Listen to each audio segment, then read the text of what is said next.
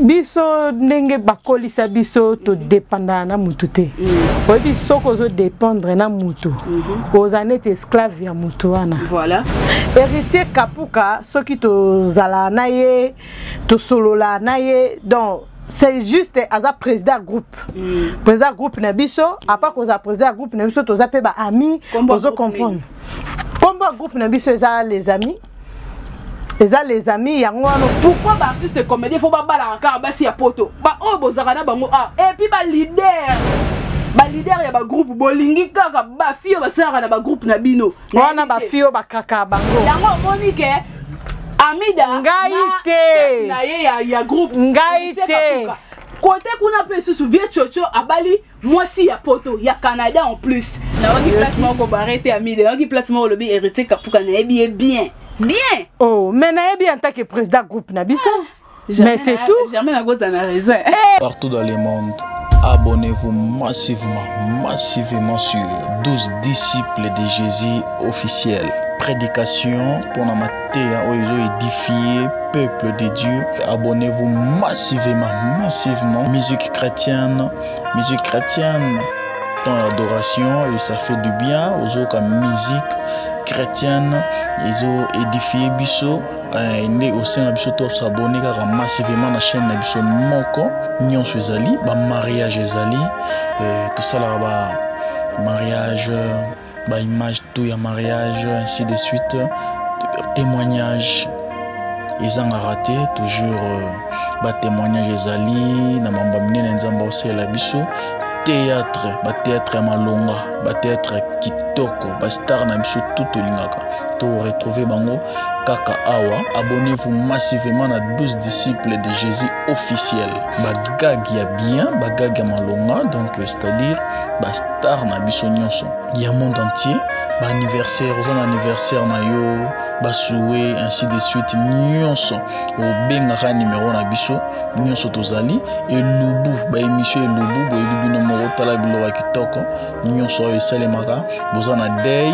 N'hésitez pas de nous appeler. Donc nyonso eza awa polémique ba balinga polémique toza awa chaîne eza kaka moko ba reportage to kitara sur le terrain ainsi de suite tout ça là ba reportage par-ci par-là. N'hésitez pas de nous appeler. Baptême nyonso oyo elekaka na église ya biso bana nzambe donc nyonso ezali kaka na chaîne biso moko balobi. Abonnez-vous massivement à 12 disciples de Jésus officiels. Vous ne serez jamais déçus.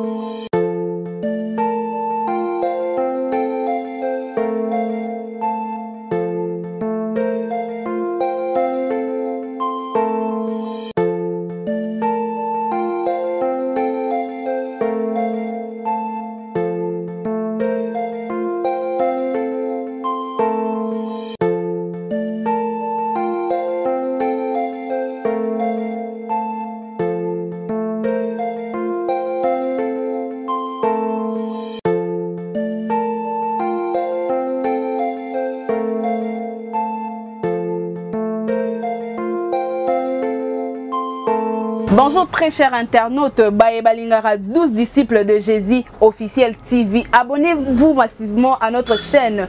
Vous ne serez jamais déçus. À la présentation, c'est bien moi, votre humble servante Sarah Matala, la colombienne de la presse congolaise. Vous êtes nombreux à me suivre de part et d'autre. Bonjour, bonsoir, c'est là 2 points à l'heure à laquelle vous me suivez. Le lobby de mon cadre qui toko tozali, bilamba bien, bilamba qualité, bilamba propre. Il y a ba griffe les sous na bakisi. Sans place Sarah Matala zali bilora bien zangara te. Il y a bien 42 zalara. Bilamba bien, on a ba chemise à manga pour hommes, ba ketch ya bien, ba Adidas, ba Dolce Gabbana, biloko nyonso ya bien.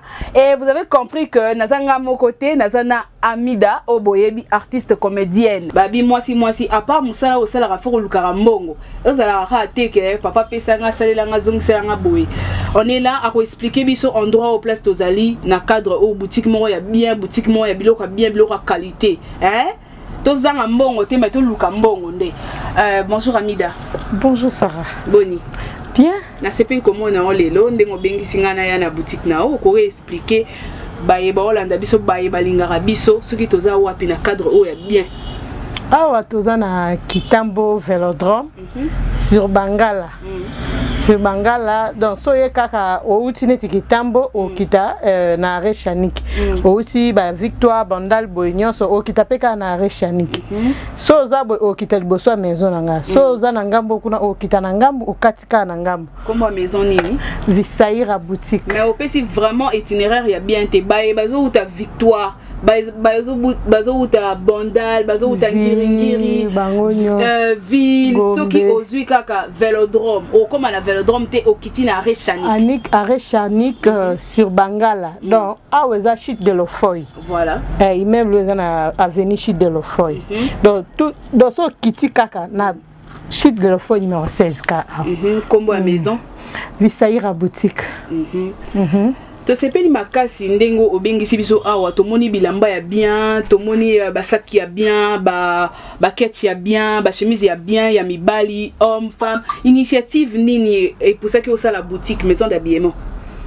Bon Sarah omoni que na monde lelo biso vivre ka na théâtre te.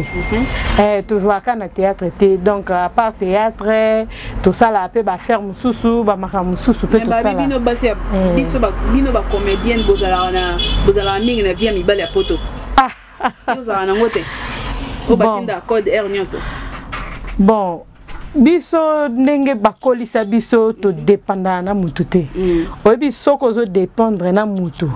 Ozanete esclave ya mutu wana. Voilà.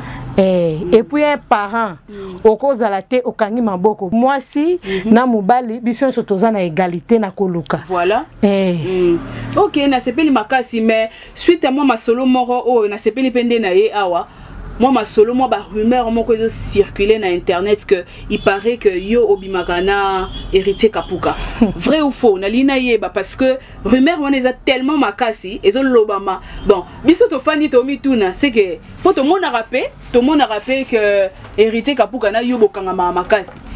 Mais Germaine fille wana na habité soko yebi Germaine a lobby pour Germaine azo kebisa on a minute to na ba voice na e Germaine azo kebisa o bisoko zo continuer na hériter Kapuka oyeba oyeye là. En tout cas, vraiment, tellement dans un voyage, moi, na réagir et ça l'a été. Moi, na réagir et ça l'a été. En tout cas, Germaine, vraiment, na ok bisaye na. Na ok bisaye par rapport na ba voice na ye wana. Nga pe na yo kai voice yango. Na yo kai voice yango sala nga pasi, mais na tali na mon ka na niveau na ngate. A niveau na ngate poso na bina kene ba bezo ya zo luka, aluka na kombo na ngate. Nga na responsable. Au comprend na responsable te bele batale langa alors on a droit babuzo ba wana teo bazo lukaka ba base na internet. Au comprendre héritier Kapuka soki to zala naye to solola naye donc c'est juste asa président groupe. Président groupe na biso à part que za président groupe na biso to za pe ba ami ozo comprendre. Combo groupe na biso za les amis. Eza les amis yango wana monike tous alors donc Germaine wana na habité mais ndenge tozo kende la soka continuer na hebinde to aussi là na po ngana na tawana te ngana na tawana te un jour que bana ba beti pe si 12 disciples de Jésus officiel ba mona ke ngai mama na bango na ndalo bela makamba mibali ngai na tawana te. Si koto lo ba Germaine nani Germaine c'est la fille combo nani yondo yebi soki Germaine ici c'est qui là Germaine yondo yebi Germaine akosi maman akosi c'est faux et archi faux mais les aboy Germaine azo affirmer biso s'agir okita kutu na maison akokita na héritier Kapuka lingaraté yebe na lingaraté na héritier Kapuka mais mobali akabela basi katikati ya lingaraté mais nga na yebi tellement yo zo continuer kaka yo Amida zo continuer kaka na kapuka na ye jamais na bien ko bomba mo nga na yebi ke héritier azaka na mwasi. Ah bon? Na kamwe na calcula ka été nga vraiment na calcula kete po na yebi héritier azana basi. Amida si totali na ba tableau o bo joueur mingi na kapuka to mona ra bozala na moi na moi lien mo bo ekanga bino mi balé bo lela kapuka fort kapuka pas lela au fort mais là ozo boya que Germaine abimara yo bimara na kapuka te kamusanga parce que nga na ba voice awa na zapi na ba photo o Germaine atindelinga donc na dit oui vrai c'est que ça ba photo à scène wana nga na siko tolo bani ngai soki rôle wana esengi ke to sala na héritier kapuka to ko sala ngo c'est pas un problème. Il y a ba tournage na bino en dehors il y a ba émission bo sala na kapuka mais la majorité bat ba mona rabino mingi surtout na bangala bat ba mona rabino mais nga maison na nga eza awa ye alekaka awa siko to ko sola te président na ngai so aza makambu ba nini mingi ezala awa so to azo sala ba bilo ebele asalaka esenga to kutana ka chaque fois poto sala c'est pas un problème pour Germaine oyao na mono ozo kumisa Germaine ngo ozo kumisa était pas Germaine alobi ya vivra pour héritier kapuka bon kapuka ngo bali na o yazo rêver o ya rêva na vie Germaine on ndanga la minute héritier kapuka mo bali o ya rêva na vie donc tellement yozo kota tout yenda rêva ka héritier ngana calcula héritier te na yena mbali na ye Germaine wana mbali héritier na calcula bango te pona na tana bango te na tana bango te Germaine comprendre que Amida a un problème moroté na héritier naza kutu na problème te sara na problème te tala mobali nanga liboso yeyo o comprendre mbongo mama nga mona lukade ya mbongo yenda olenga héritier alenge soki nini ngala luka mbongo mama na luka mbongo na tante o na zela so nini elote waneza zuwa ya nini sara ya nini Germaine obundela bolingo yenda zo bundela bolingo ngala na temps bundela bolingo te yo mobali na kashkash na moibo ba fona héritier mobali nini nango parce que zana yebiselo moro minito Germaine na kapuka bazap mais je m'en fous mais c'est leur vie. Mais yo zolanda so mobala muninga ngai na héritier apa musala et division na poisa atindi na ba voice ah bon oui mais approuver ngango en passant bilamba nyonso eza disponible là tara bien wana posa elamba chemise à manga ba pantalon kaki ezali disponible nulle part ailleurs chez Amida. Nulle part ailleurs, bah ketch y a bien, bah chaussures y a bien, prix abordable. Au ça rappelle livraison. Oui, somme ta sali dans ton sala livraison. On a pas joindre yo na numéro nini pour ko benga peut-être mutaza na posa au livrer sapatou na posa au livrer robe na habité au sala randenge ni. Tu peux passer un numéro au bat bakoki ko joindre yo 084 457 60 66. Loko bandela numéro 084 407 60 66. Combo ya boutique olobaki nini? Visaïra boutique. Visaïra boutique. Et là on a lati nulle part ailleurs. Son abimia no bomo ande salinge bouakinga, donc nulle part ailleurs chez Amida vis nini? Visaïra boutique. Ba sac dame, ba chaussures homme, ba basket y a bien mixte. Prix abordable. Ah ouais, c'est chinois té. Ba cravate. Ba cravate y a bien. Médic Turquie, ba cravate y a bien, ba robe y a bien. Yangwana ba bien. Ozarana posa Hermès te liboko moko. Mama yango eye. Prix mort na moins cher, qualité na moins cher yango eye. Ba sac y a bien. Et c'est Hermès cuir na oyebiso na simbiango yoki ngo kilo o eza itaga te. Yaya, oyo Turquie. Omona, sako Turquie. Hermès batali ba ni nanga eza Istanbul, y a bien. Y a bien ba robe foulard, y a bien ba bilamba, y a bien robe na latine par ailleurs chez Amida. Venez nombreux vous en procurer mesdames. Basio balinga ko boakama, basio balinga elamba, basio balinga sac nulle part ailleurs. hein bilamba bien bilamba qualité po ngala no bima nazo bima kana elamba nanga moko ona ponaki donc elamba moko hein kaka robe nanga o ndi na zonga na ndako elamba o etikali yanga. Donc, je salue Héritier Kapuka. Héritier Kapuka, c'est le désordre entre Germaine et Amida. Donc, c'est la montée parce que la majorité a mis Bali. Wana président Bolingi basi ya batu. Bolingi basi ya poto. Nazo ya sous l'émission mususu o boye ba ke ba artiste comédien neti paraît vie chocho abali mosi ya poto. Kala mingi te. Eyenga aboti na Benedict Ilonga. La sexy, botala na YouTube. Kala mingi te na émission mususu ya makasi. Tout si c'est non likambu oh po nazo regretter zo sala pasi pe mawa. Pourquoi ba artiste comédien faut ba bala encore basi ya poto. Ba oh bozaka na bango et puis ba leader ya ba groupe bolingi kaka ba fio ba sala na ba groupe na bino. Wana ba fio ba kaka bango. Yango Monique Amida ngaite na ye ya groupe ngaite.